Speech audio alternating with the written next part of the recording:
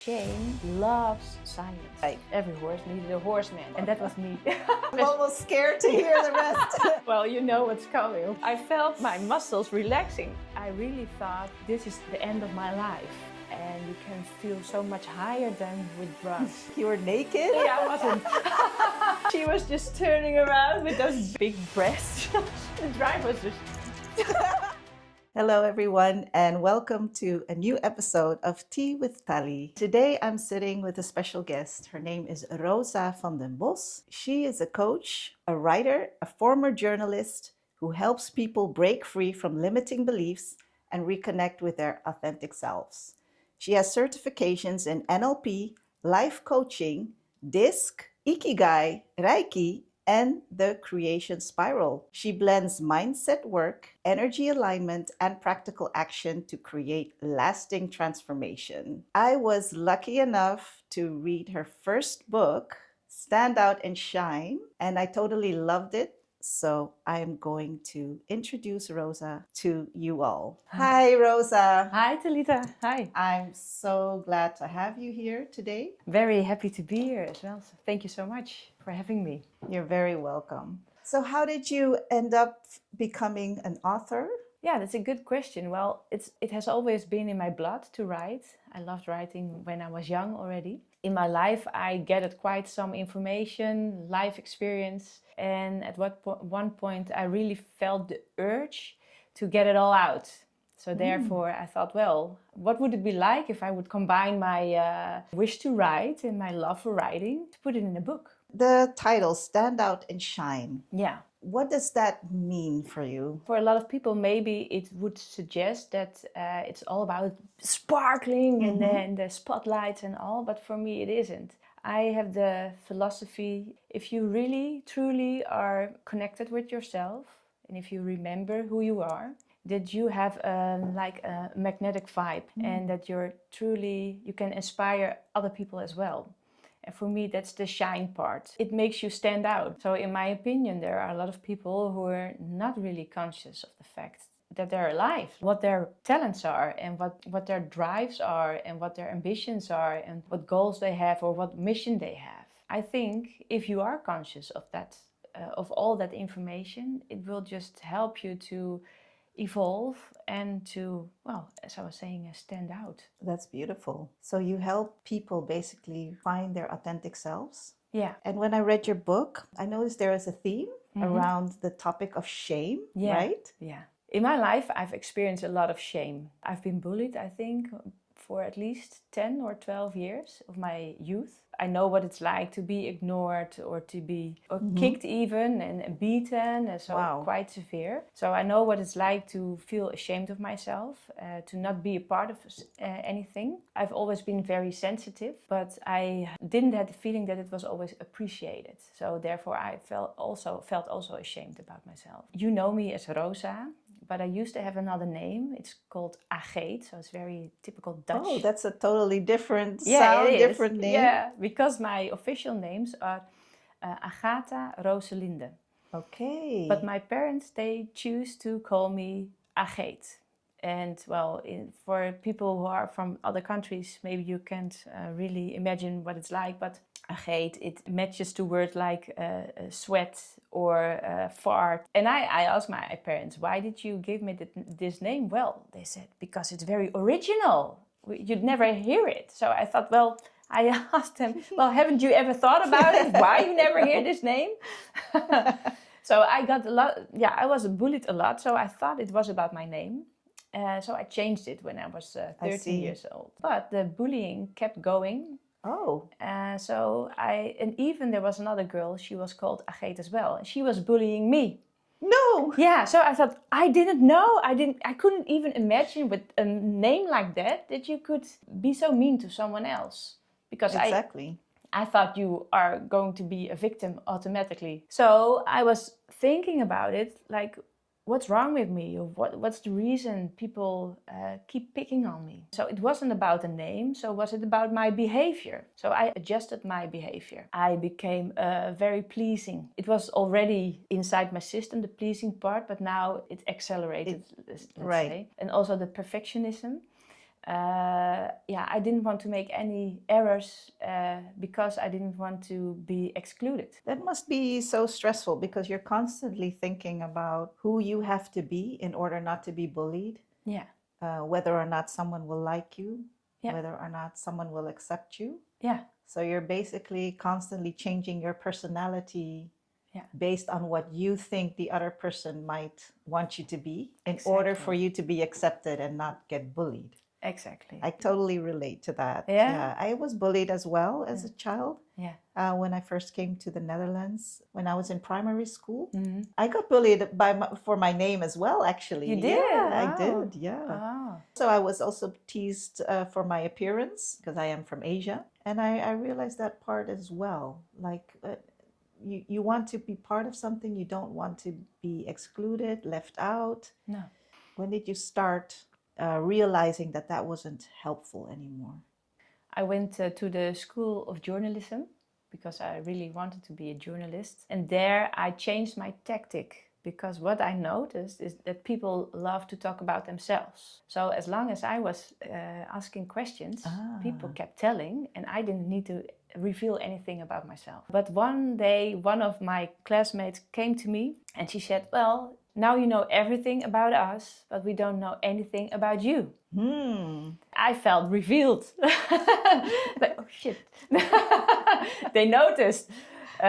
So I thought it was a very mental process. I thought, okay, that means if I want to have connection, I also need to show something of myself. In the beginning, it was very conscious act to do so. So I asked something and then I returned also by telling something about myself. And I noticed that it worked, that it helped. But also I felt a little bit more light because now I could truly also put something for myself in the relationship. I can imagine that could be a little bit scary as well because you've been protecting yourself. Yeah. You didn't want to really reveal a lot of yourself. Yeah, it was. Was that because of the fear that they might judge you or that they might exclude you because of who you were? Yeah, exactly. Well, I felt very tense. Right.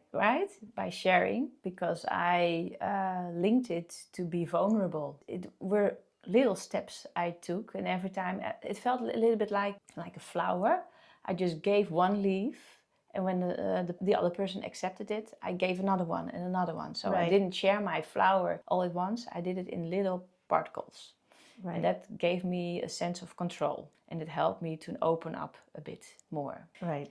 And of course, the situation was different also because I was in school with grown-ups. So that's very different than being a child or being a teenager, and you're discovering yourself, and everybody is discovering themselves and their own identity. What also happened in that period, because I was about 18, my mother, she had cancer for the second time. She already had cancer when I was 13 or 14, but it returned when I was 17. And my mother, she had a request. She asked me if I could keep it a secret. She told me it's so tiring to explain to other people that I'm sick and they want comfort, but I can't give them any comfort because it's about me. It's also very confronting for me, she said, to see sadness in other one's eyes. So I just don't have the power. Yeah, I could understand from your mother's standpoint why she would want that, even though it must have been hard for other people to not know or to find out later on, right? Yeah. But that's a good point because a lot of times we don't realize that, when someone else is sick, they don't want to be responsible for managing your emotions. Exactly. Yeah. And your sadness about them being sick. Yeah. Yeah. I can imagine as well that it can be very painful because you're the one who needs to let go of life. Right. It was a very heavy load to carry. Sure. Because it meant I needed to lie to people around me. So when my grandmother was calling, so the mother of my mother, she said, "Well, can I talk to your mother?" No, she's out, or no, she will call you back later, or well, you just missed her, because if she would talk on the telephone, she could hear her voice was trembling and it was altered already because of her sickness. Right, but that's a big responsibility then for you as a child. It was. Because it was her own mother that didn't know that she was In Nobody. the last stages of her life. Exactly. Nobody could know it. Incredible. For me, it meant I needed to wear masks. I needed to keep it a secret, so I smiled all the time. Yeah, I'm fine, I'm happy, everything is okay. But when I got home and I took off my mask, I broke down because, I felt a lot of sadness. My father, he had to carry the weight also. He was alone with my mother when I was in rooms in a different city. He's not much of a talker, so if I was very sad about things, I couldn't talk with him about it because he said it's already too heavy for me. It's too much to carry. So I felt very alone. Can imagine, yeah. It was like carrying a backpack full of sadness all the time. And sometimes it was so heavy I could just put it down for just a few seconds and then I needed to pick it up again. And then when my mother, she was dying, she was in the hospital, and my father said, well, I just can't take it anymore. If I can't bear it if your own mother even don't know that you're dying. So I really need to invite her now. Right. Because, well, today will be probably your last day. Wow. Okay. So then that was the day that her own mother found out Exactly. that she was going to pass away. Yeah. Yeah. Oh. Yeah. So on one hand, I was opening up, and on the other hand, I was also creating a facade. Yeah. You were keeping up appearances for Exactly. everyone. Yeah. Yeah. And that's how you learned to change masks. Exactly. Basically. Yeah. And what also happened due to those masks, I dissociated from myself. Because if we would be in a conversation and I felt sadness, which I wasn't allowed to show, then I needed to make something up to keep to stay here. Otherwise, I would break down. Therefore, I couldn't really connect anymore. It was very difficult at one time to really feel what was going on. Even at my mother's funeral, I was still living inside this box. So I was smiling, I was comforting everybody, and they were saying, well, are you okay? Yeah, I'm fine, nothing there, I'm fine. Which is strange actually, because it was my own mother and it hurt very much. It took years for me to get back to myself. Wow. To allow all the sadness, to share it with people, for example, my partner, and to feel vulnerable in all my emotion. So that took a lot of time. I still notice that I tend to appear stronger than I am. I really need to be very conscious of it. Oh no, you're going up there, please. Get downstairs again, return to your heart, feel what needs to be felt, feel safe enough to share. I could imagine that it could be seen as a coping mechanism, right, as well? Yeah, it was. Yeah, how do you know when it's a good time to wear the mask of everything's fine and everything's great, and when is it time to take it off? Or is it never a good time to wear a mask? I think there's nothing wrong with wearing masks because they are our own masks, right? I can only show something which I have. I can't create it. So it is already a part of me. Only I think it's very important to check if it doesn't cost you too much. I see. I don't know what it's like for you, but when I'm at home, I can feel very free and doing a lot of practical jokes, for example. But if I would be on a workplace and I would speak to a client of mine, I really try to resonate with the other person. So I won't keep making jokes all the time or do something out of the box when someone is feeling very tense. So for me, I'm not sure if that's a mask or not, but it's just like apply different parts of myself at different moments. But if you have the feeling that you're dissociated from yourself and you're not able to return to who you are, then I would definitely say take it off, because then it's going to damage you. I don't think there's really much wrong with it to adjust your behavior. Wearing a mask is maybe, for me, I would define it as not showing truly who you are. It doesn't mean you need to cry, but you can tell it hurts me. Could it be that if you adjust your behavior like too much, that it becomes a mask? Is that maybe like there is a certain degree as to which you adjust your behavior to the setting or to the circumstance or the persons that you're talking to? Yeah. However, if you perhaps adjust a little bit too much, that you're now putting on a mask? Exactly. And I also think it depends on what the motivation is to do so. So, for example, what I was telling when I'm sitting with a client, it has a purpose because I want to create safety, and within that safety, someone can open up and I can have a conversation. But if I do it just to get your acknowledgement and to get to feel part of something, then my energy is out of balance. I would say just like a bamboo plant, right? If it's standing here, so then it's grounded. But and of course, we all as people we can be flexible, but I can't reach out all the time to you, right? I need to get back to myself again. So, but if it's for me, if it's normal to be in your energy all the time, and I totally forget what my own roots are, then it's taking too much effort and too much energy, and it drains me. Yeah. So I need to be able to return to myself again. I needed it also to be out of balance, so I could define what it's like to be in balance. Let's tie that to the subject of shame of your book. Yeah. Why don't you define shame? Shame, it's about our value, and we tend to link it to our identity. So, for example, I do something. Maybe I make a mess of this place. I accidentally I kicked against the table. Everything falls down, and I feel ashamed at that point. So my behavior is I did something wrong or I did something clumsy. How I translate it in my head is that I am clumsy. I am wrong, and those are two different things.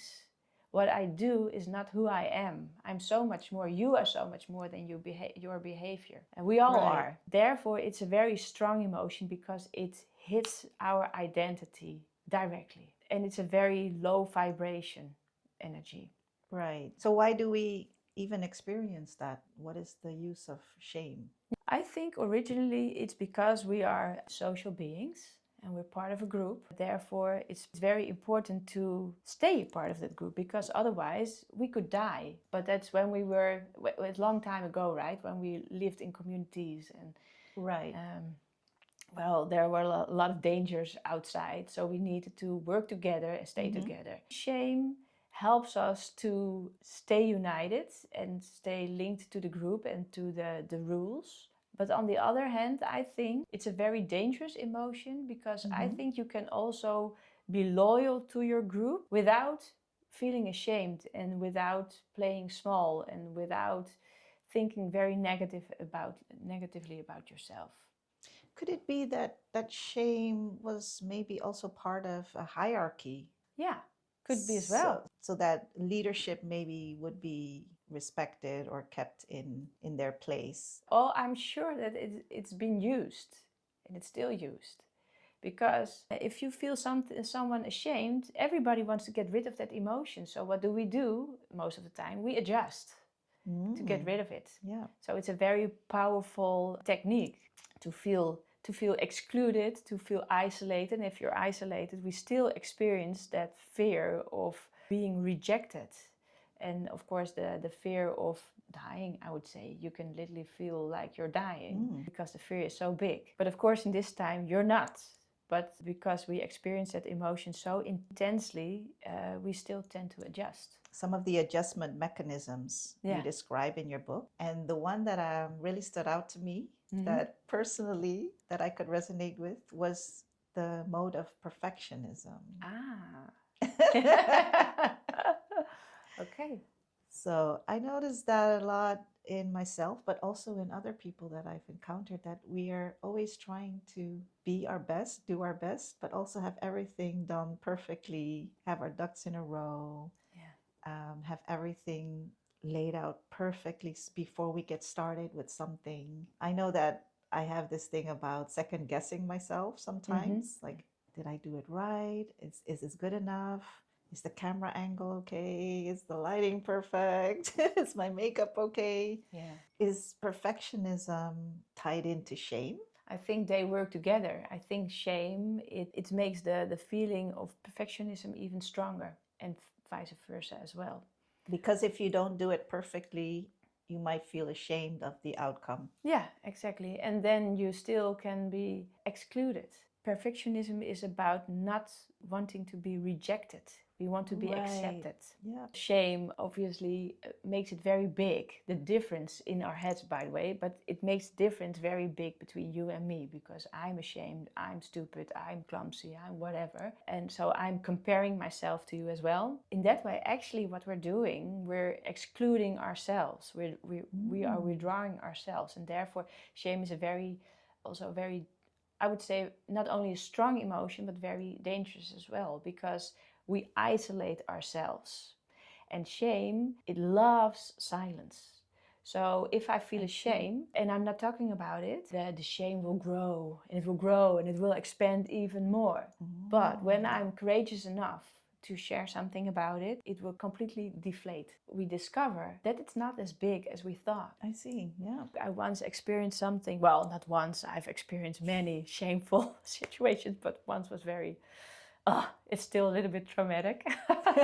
And I'm smiling about it because of laughing about it, but because I think it's also funny in a way. But I will share the story if it's okay with you. Yes, please. So I was, I think, like 14 years old. So I was in my puberty, very young, very aware of things, self-conscious, let's say. And we had a gymnastic lesson with an assignment to do a horse race.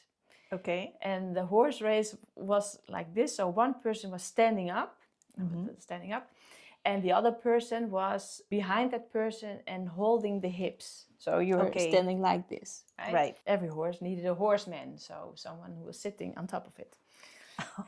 And that was me. I was... So you have to sit on top of the horse. Yeah, exactly. So, and the person bending over is the one that has to carry you, or... Exactly, Okay. yeah. And the one who was standing. Was like the head and the neck, so I could grab their shoulders. Oh my goodness, this sounds like gymnastics for sure. And then, of course, this was a couple, but there were other couples as well, and we needed to race. Race even, oh my gosh. Who could get to the other side as quickly as possible, right? I have very weak... pelvic muscles. Yeah, the pelvic muscles, so they're not that strong. I already knew it, but I thought I had everything under control. So I was sitting on the back of the horse and I was already laughing out loud because the whole concept, I found it so funny already. So I was giggling and laughing. Right. And then the race began, right? So we were... It was very I'm almost scared to hear the rest. Well, you know what's coming, of course. I just couldn't hold it anymore. I don't know. And I felt my muscles relaxing. And I thought, no, stop. I knew what was happening, but I couldn't stop it anymore. So I totally wet the person below me. That was, of course, very intense and very shameful, for at least it was for me, because I knew when we got to the other side, we would all stand up. Luckily, it was a girlfriend of mine, but she would stand up as well. And she did, of course. And she had a very big spot on her back. And everybody was turning to her. And she said, what happened? Did you sweat or what happened?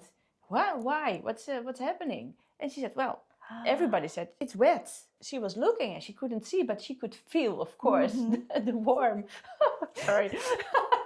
the warm spot. And I was running to the toilets and I was trying to flush myself in the meantime, because I felt so embarrassed. I just heard my name. Yeah, it was Rosa. Rosa was riding on my back. So at that point, I really thought, this is the end of my life. Later on, I think 10 or 15 years later, I spoke to that same friend who I peed on, right? She still wanted to be friends with me, luckily. So she forgave me, probably. And I was telling about the situation. I said, do you remember when this happened? And she looked at me and she said, no. She couldn't remember. No, she completely forgot. She did. She did. And I even spoke another classmate later on, and she couldn't remember it also. And I didn't make it up. I'm sure of it. I didn't make it up. You must believe me. So that's interesting, right? That's very interesting. It made such an impact on you that it was like this lasting memory for you. Yeah. Because of the shame and the embarrassment that you felt. But actually, no one else really took it that heavily. No. That brings things in perspective, doesn't it? It does. It does. And even though I can still relate to that shame, but they didn't remember it at all. So for me, it was very big, but for them, it was very small. Like for me, it was a chapter, and for them, it was a footnote.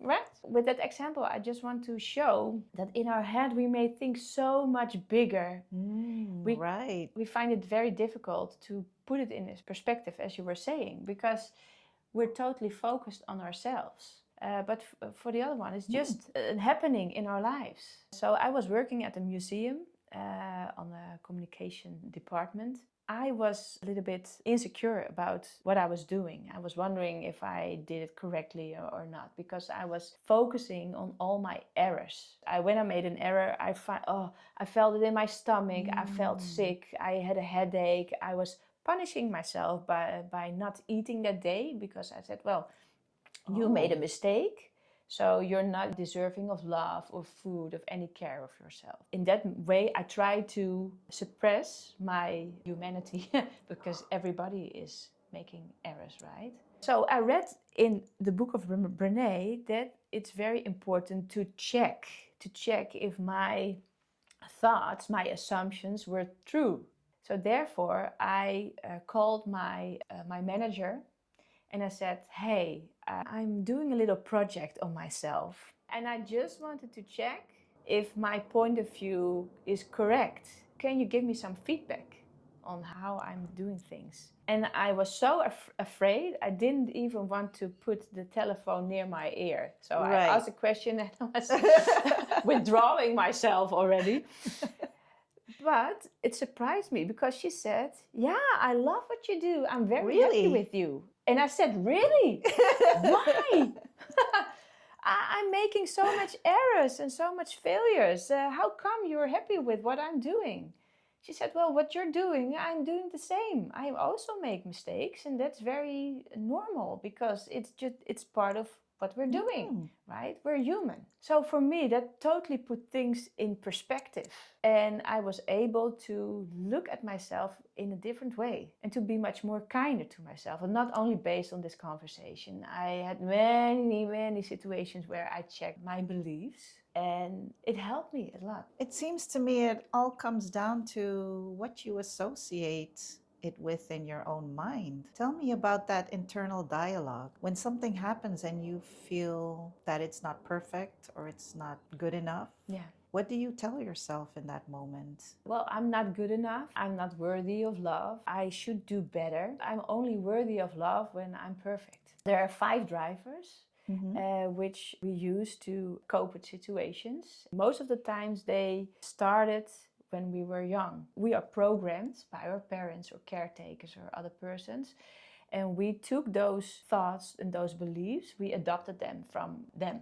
So those 5 drivers are be strong, be perfect, please another, be on time, be the best. So these are the drivers that help us survive in the group. Yeah, exactly. And we learned them from our parents. My mother, she used to be a nurse. She was a caretaker, of course. She was very loving, but she was also a pleaser. She wanted to please others. So monkey see, monkey do. I was adopting what she was doing. And also I noticed that it was very helpful. And my parents also wanted me to be pleasing, because then I was easy to deal with me as long as I was pleasing, as long as I was doing what they were saying. Be perfect is one of those drivers. If you have a driver like that, we are telling ourselves, I need to be perfect in order to become someone or to get something. Luckily, there are also escapes. Okay, I want to know about those. How we can escape. Yeah, exactly. So escape could be being good enough is perfect already. Or I'm perfect imperfect. I'm lovable. Anyhow, it doesn't matter what I'm doing, I'm lovable. So you need to use another sound. This music we hear over and over and over again. If you repeat something often enough, it becomes reality. You need to reprogram yourself with language. Open yourself to another sound, another thought. And in the beginning, it sounds very strange. If I want to do something perfect, then I need to sit back and say to myself, well, everything's going to be fine. I'm good as I am. I'm perfect in my imperfectionism. But of course, in the beginning, I would say, this is rubbish. I don't believe myself. Yeah. Who And am I fooling? when do you know when you're, when you're going overboard? When do you know when you have to stop? When I feel my body, when I feel the knot Mm. in my stomach, when I feel my throat, or when I feel I want to become smaller, or when I feel tense in my whole body, or when I start sweating, then I know I'm putting too much pressure on myself. I need to relax. I need to give myself space. So it's very important to know yourself and to be aware of the signals your body is giving you. That's a good point, because you could override those signals, of course. So you Yeah. need to be very in tune with what you're feeling and what your sensations are. And then you know, oh, my thoughts need to change. When you feel that feeling, choose another thought. And Could it be that simple? Yeah, it can, but it takes a while, because reprogramming your mind doesn't happen all of a sudden. You need to put effort in it. It's like a highway. So a highway from A to B. If something happens which you didn't expect, that's A, the letter A, you get that lousy feeling and the thought, I'm not good enough, right away. Because it's like a highway, right? There's almost no time, no space in between. This happens, so this is your thought and this is your feeling. Right. That's the connection. For example, this is the highway. If you want to create a new neurological path, you need to do something different than you did before. So this is my old thought. So, and this is going to be my new thought. So I still start with A, but I want to create another path. But I haven't put any energy in it before. Okay. So here are growing trees and or maybe there are old buildings, whatever. They need to vanish. And then I'm able to create a path. And if I walk that pathway often enough, it can become a new highway. And the old highway, Wow. things are growing and it's disappearing. So this way you need to ignore the old path and put your effort into the new path. And in that way you can create new thoughts. And your mind always wants to be right, always. So you can really instruct your own mind by saying, okay, today I want to feel loved. So brain, convince me of the fact that I'm being loved. Search for evidence today. And every time I find evidence, I tell myself evidence. So I'm extra aware of the fact that I found some confirmation. That's amazing. I really love that analogy. Yeah? So the highway, okay, so you're creating new highways, but you're starting by creating a path first. Yeah. And you continue to walk that path, and that becomes your new highway eventually. Yeah, exactly. And it literally creates new connections in your brain. Wow. It's not just a metaphor. It's literally a new pathway in your brain. Yeah, exactly. I love how you explain that. Oh, thanks. And I also want to tell a little bit more about the connection between thoughts and feelings. Yeah. Because maybe you recognize it, you can say, well, it just doesn't feel right. But what are we referring to? What do we mean with it doesn't feel right? Is this your intuition? Is it your instinct? Yeah, good Are question. those emotions or is it a sensation? I don't know. Mm-hmm. What I do know is that there is a relation between your thoughts and between your feelings. Can you perhaps give me an example where you had the tendency to be very perfectionistic, to want to do everything right? In my work as a graphic designer, I want to have everything perfectly right. Everything has to be lined out perfectly. Every word has to be the right size. Every letter, the position of a certain shape needs to be in exactly the right place, the right shade of color. It can't be too light, can't be too dark. Yeah. And I could spend hours and hours tinkering on little details. And what happens when, for example, everything is completed and the person which you created for says, well, I think I see a little flaw here, or it's not perfectly aligned. What happens with you when you hear something like that? I don't know if you ever experience it, but... Sure. I guess my first thought would be, I didn't do a good job. So I didn't do a good job. And what does it tell you? What kind of conclusions do you draw about yourself? Initially, I would say I'm not a good graphic designer. So I didn't do a good job, that's behavior, but I'm not a good graphical designer. That's identity, right?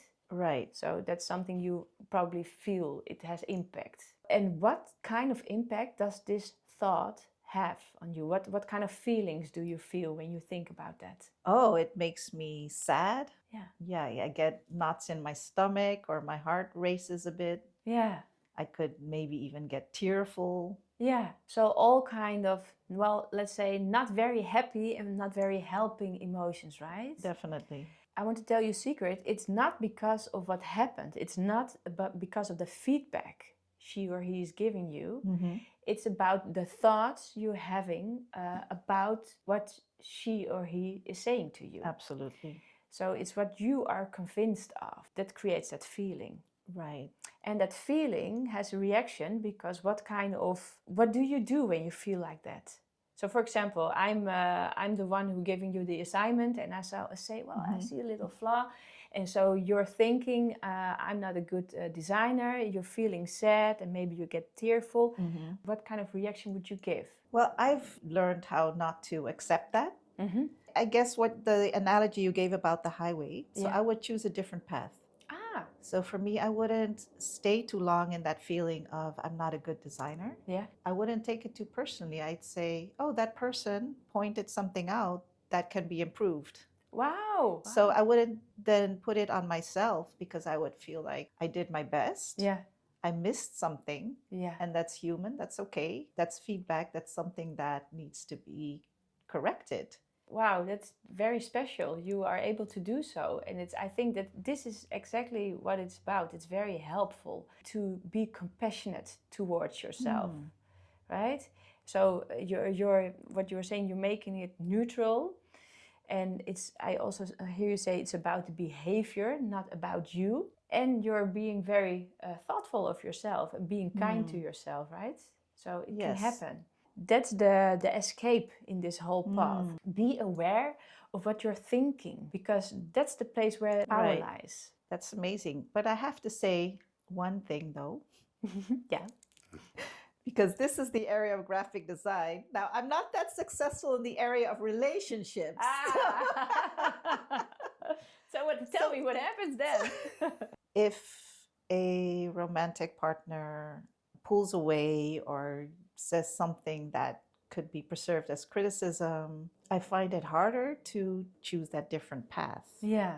Maybe in other areas as well, it could be equally more difficult, such as in interactions with family, for example. So where human relationships are involved, those are the parts where it has the most impact. It seems more difficult to kind of create a different pathway. It has to do with things which happened in the past, because we're also shaped by all kind of happenings, and we create as well trauma. So, for example, if you were ignored or abandoned or neglected, or in any way you didn't feel loved, truly loved, and you didn't feel truly welcome, Okay. it resonates in the now because it's a repetition of something you have experienced before. If you didn't feel loved when you were young and you have a situation which is similar, then the old feeling of your past just pops up. And therefore it has a big impact on you. For example, if you were abandoned, then you had the feeling as a child, well, it's because of me. I did something wrong.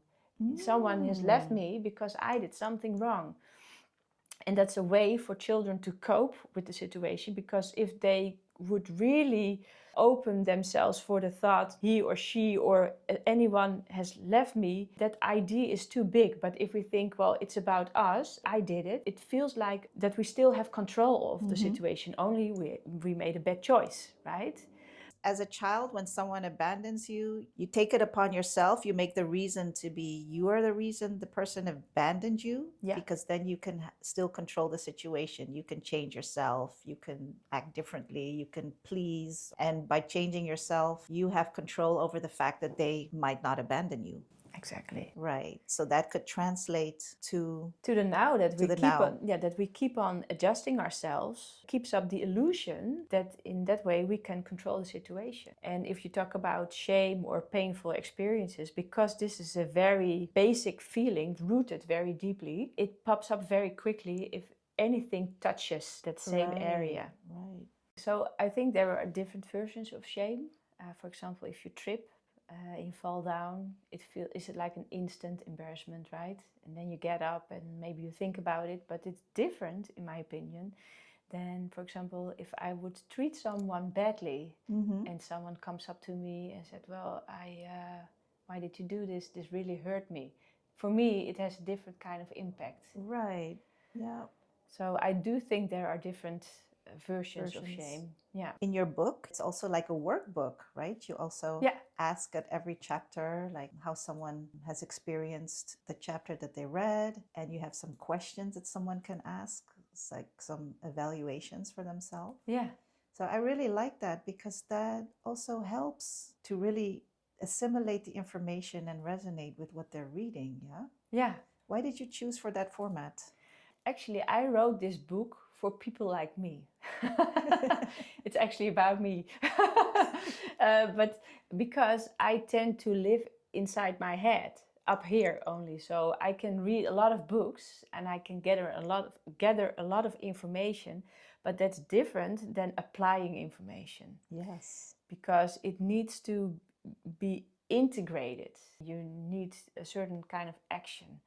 So with this practical integration plan, I want to stimulate people to follow up, not only to realize and translate what it's like for me, but also what can I do to experience something differently. Yes, exactly. And you also have very nice ambitions for yourself, don't you?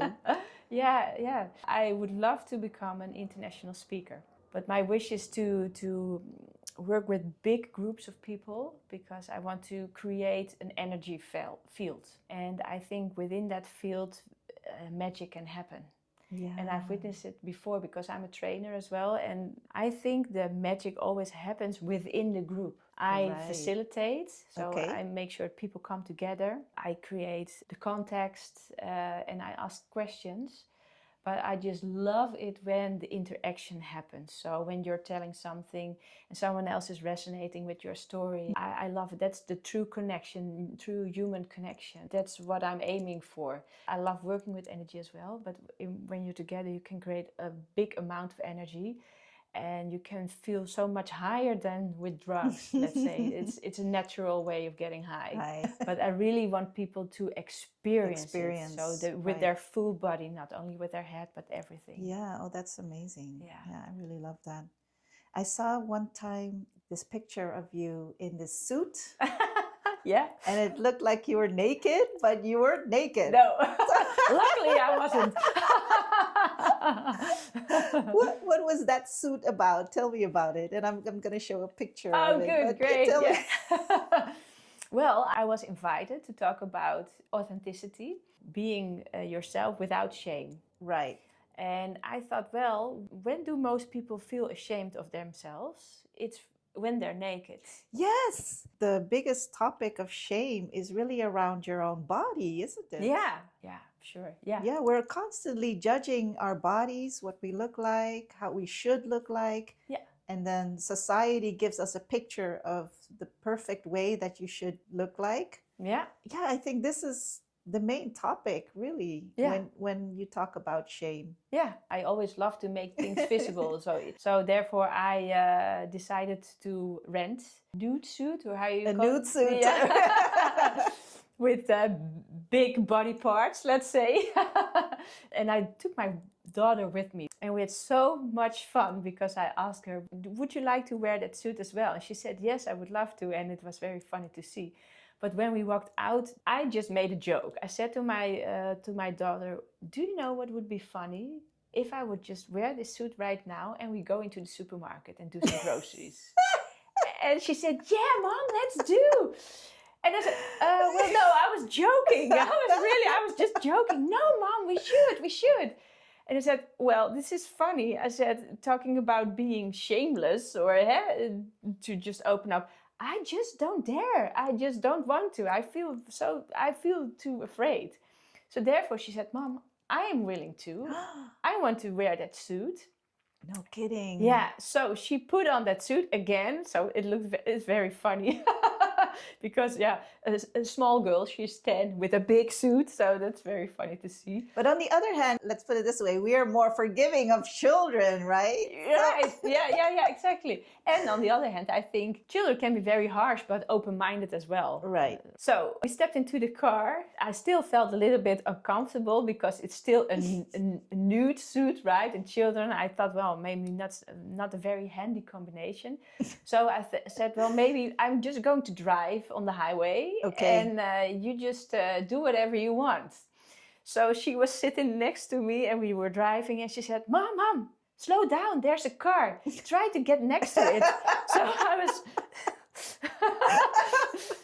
driving and she was just turning around with those big breasts and she was waving like this and the driver was just... It was so funny to see.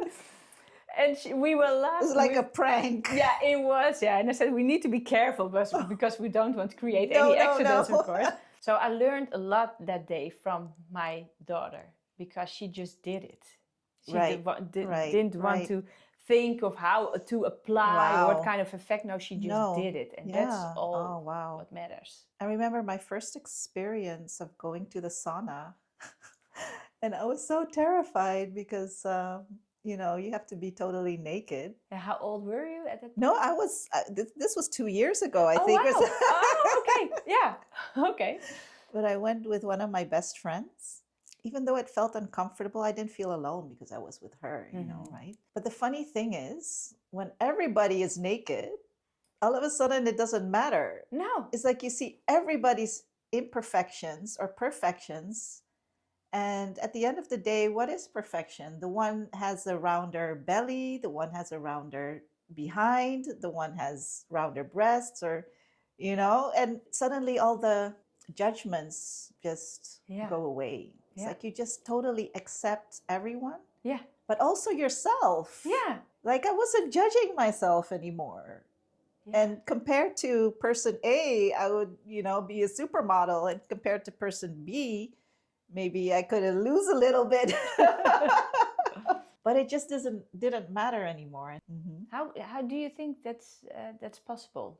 Because everybody is vulnerable. That's what I think. What do you think? Yeah, I think exactly the same. We're all vulnerable and we're all human. So in this way, I think that you just saw the different shapes of being human. I truly believe that real connection and also compassion can exist within vulnerability. That's exactly what makes us human and not robots, right? If we fall, we break something, for example. So we're vulnerable, but that's exactly what makes us special. Yeah. Yeah, and unique. So I have one last question for you. Is shame or the experience or impact of shame different for men and women? I do think that men also cope with a lot of shame because, well, luckily things are changing. It was frowned upon if men started to cry, right? There are a lot of expectations. The men should provide, the men should be strong, men should, take care of everything. We don't want to see them as vulnerable. So I think there's a lot of pressure on men. And otherwise, we as women also experience a lot of pressure, but maybe it's just in a different way. But I think the feeling of shame, I think that's universal. And it doesn't matter if you're a man or a woman. No, okay. What is your last tip or advice for somebody who, feels terribly about themselves or can't get over certain things in their life? I would say talk about it, first of all. So find someone who you feel safe with and where you would like to talk about it, because it creates space and it can create another point of view. And try to be more compassionate about yourself. And that sounds so easy. A lot of people experience it as a challenge, a big challenge to get from here to here. But I think the wisdom is in our bodies. So if that person experiences a lot of obstacles and it feels like they're stuck in their heads, my first advice would be do something physical so you're able to be more grounded. And what automatically happens if when you become more grounded, your breath also lowers. So it's not mainly this part, but it goes to your belly. And here we are able to expand more, so we are also able to absorb more oxygen. And that creates a different feeling in our head. We're also more able to put things in perspective. But if you really want to create a difference in your behavior and in the way you're feeling, it's very important to make sure there is a structural change. So I would advise them to look for a coach or a therapist or someone who can guide you. And to make you aware of your all the richness which is inside of you, because we tend to constantly compare ourselves to others, and that makes us only more poor, and we forget to see all that we have, because there's always someone on this world who is jealous of that what you contain and what you have and the person you are. You only need to see it for yourself. And therefore, I've written this book because it's a reminder of who you are and not what you need to be or what other people expect you to be. Just you. That's amazing. Yeah, I really love that. Yeah. I'm so glad that we had this little talk. Yeah, me as well. I'm very, So very if people want to reach out to you, how can they get a hold of you? Well, they can visit my website. It's brilliancealigned.com.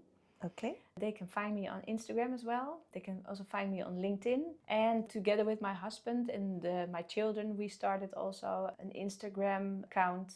It's called TAF TAF. Okay. underscore the authentic family. Okay. I'll put all of these links in the caption. So where can we get a hold of your book? You can order it via my website, brilliancealigned.com, via Amazon, bol.com. It's still in pre-sale. It will be available around October or so. Okay, because perfect. I'm making my last adjustments. Okay, I want it wonderful. to be perfect. Oh no. So if this conversation has resonated with you, be sure to leave a comment. We are going to choose 3 persons who will be lucky enough to receive a book for free. Thank you very much, Rosa, for being here. I've really enjoyed our conversation. Thank you so much for having me. I really loved our conversation. You're very welcome. Okay.